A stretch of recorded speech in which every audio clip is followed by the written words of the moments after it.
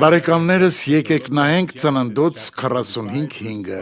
Հովսեփի եղբայրները վաճառեցին իրենց եղբորը, եւ նա ասաց.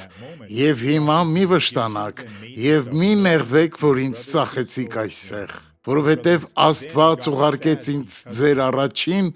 կյանք պահելու համար»։ Հովսեփը շատ ազնիվ մարդ էր։ Նա կարող էր զայրանալ եւ վրեժխնդիր լինել, ասելով. «Ես կարող եմ հիմա ձեզ վերջ տալ այն բանի համար,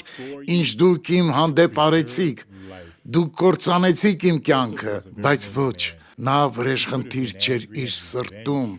Ահա այն հոգին եւ միտքը,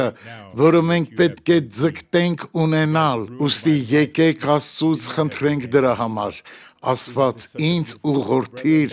որպեսզի ես նույնպես լինեմ այնքան իմաստուն, ինչպես Հովսեփը, նույնիսկ եթե ինչ-որ մեկը ինձ վնասի, ես վրեժխնդիր չեմ լինի այդ մարդու հանդեպ։ Աղոթենք. Հայր, պետք է Աստծու նման լինենք, մեր բնավորությունը պետք է նմանեցնենք Հիսուսին։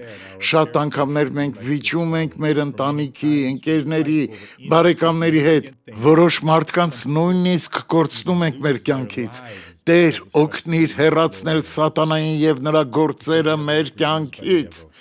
Օրհնիր բոլոր այս մարդկանց, ովքեր հիմա աղոթում են ինձ հետ։